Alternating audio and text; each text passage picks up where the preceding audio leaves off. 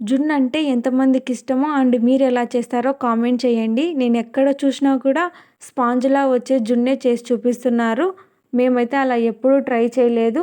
If in case మీరు ఎవరైనా try చేసింటే అలా కూడా బాగుండింటే టేస్ట్ కామెంట్ చేయండి. ఈసారి మేము తప్పకుండా అలా ట్రై చేసి వీడియో కూడా షేర్ చేస్తాము. మా ఎక్స్‌పీరియన్స్ ఎలా ఉంది అని. మేమైతే ఎప్పుడు కూడా ఈ ప్రాసెస్‌లోనే చేసాము. అండ్ నా చిన్నప్పటి నుంచి కూడా మా అమ్మ వాళ్ళు ఇలానే చేసేవాళ్ళు.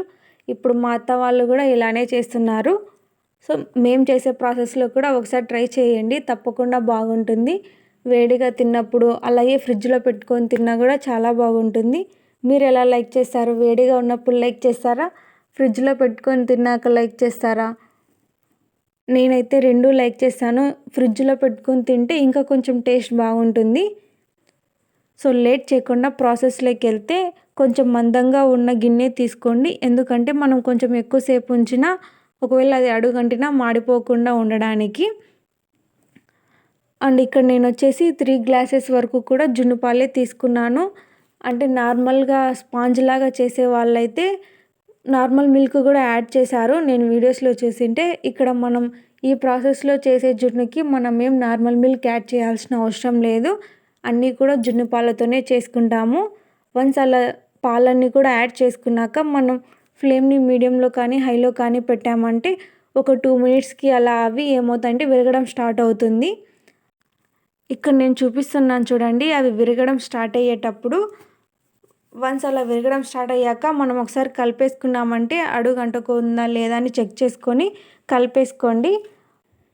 ఒకసారి అలా కలిపేసుకొని అలానే ఉంచాము అంటే ఇంకో 2 మినిట్స్‌కి, 3 మినిట్స్‌కి అన్నీ కూడా విరగడం స్టార్ట్ అవుతుంది. అది కూడా నేను ఇక్కడ చూపిస్తున్నాను చూడండి. ఇలా గుల్లలు గుల్లలుగా వచ్చేంత వరకు కూడా విరిగించుకోవాలి పాలని. అన్నీ కూడా అలా విరిగిపోయాక ఇప్పుడు మనం టేస్ట్‌కి తగ్గట్లు షుగర్ కానీ, బెల్లం కానీ యాడ్ చేసుకోవడమే. ఆ బెల్లం అంతా కరిగిపోయేలోపు అవి ఏమవుతుందంటే ఇంకా కొంచెం గట్టిగా అవుతుంది. ఇక్కడ మేము బెల్లమే యూజ్ చేసాము. షుగర్‌తో కన్నా కూడా బెల్లంతో టేస్ట్ బాగుంటుంది. షుగర్‌తో కూడా బాగుంటుంది. హెల్తీగా చేసుకోవాలి అనుకున్న వాళ్ళు ఇలా బెల్లం యూజ్ చేయండి. ఇంకా ఎలా చేసుకోవచ్చు అంటే కొంతమంది ఇలా విరిగిపోయిన తర్వాత వచ్చిన మిల్క్‌ని లైక్ చేసే వాళ్ళు ఉంటారు. లైక్ చేయని వాళ్ళు ఉంటారు. అలా లైక్ చేయని వాళ్ళు ఏం చేస్తారంటే ఆ వాటర్ అన్నీ కూడా స్ట్రెయిన్ చేసేయండి. మా అమ్మ అయితే అలా చేసేది. నా చిన్నప్పుడు అలా ఆ వాటర్ అన్నీ కూడా స్ట్రెయిన్ చేసేసి ఇంకా దాంట్లో షుగర్ కలిపేసి ఇచ్చేదనమాట. అప్పుడు అలా చేసుకునేవాళ్ళం మేమైతే జున్ను. మ్యాక్సిమం షుగర్‌తోనే తిన్నాను నేనైతే నా చిన్నప్పుడు అంతా. ఇలా బెల్లం కూడా యాడ్ చేస్తారు అని నేనైతే మా అక్క ఒకసారి మా ఇంట్లో చేసింది. అప్పటి నుంచి కూడా ఇంకా టేస్ట్ షుగర్‌తో కంటే బెల్లంతో బాగుంటుంది అని నేను ఇంకా ఎప్పుడూ కూడా ఇలా బెల్లంతోనే చేస్తున్నాను మ్యాక్సిమము. సో, తప్పకుండా ట్రై చేయండి. మా అమ్మ అయితే అలా వాటర్‌ని పక్కకు తీసేసి జస్ట్ అలా షుగర్ యాడ్ చేసి ఇచ్చేది. ఇక్కడేమంటే మా అత్త వాళ్ళ ఇంట్లో ఆ మిల్క్ కూడా లైక్ చేస్తారు కాబట్టి మేము అలా కొన్ని మిల్క్ ఉన్నప్పుడే ఇలా బెల్లం కానీ, షుగర్ కానీ యాడ్ చేసేసి అది కరిగిపోయేంత వరకు ఉంచాము అంటే అది ఇంకా కొంచెం గట్టిగా అవుతుంది. అది కూడా ఇక్కడ నేను చూపిస్తాను చూడండి. వన్స్ బెల్లం అంతా కరిగిపోయాక ఎలా ఉంది అని వాటర్ అదంతా కూడా. ఒకసారి మళ్ళీ అలా కలిపేసుకుంటూ ఉండండి గట్టిగా అయ్యేంత వరకు.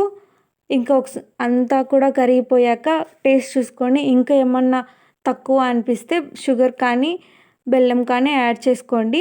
అది కూడా కరిగిపోయేంత వరకు అలానే ఉంచేసి ఇంక ఫైనల్‌గా మనం స్టవ్ ఆఫ్ చేసేసుకోవడమే అంతే.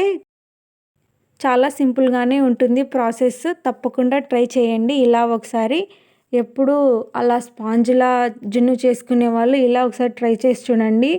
చాలా బాగుంటుంది. నేనైతే ఎప్పుడు అలా తినలేదు ఆ స్పాంజ్‌లా చేసినది. ఇలా 2 విధాలుగా చేసిన వాళ్ళు ఏది బెటరో చెప్పండి.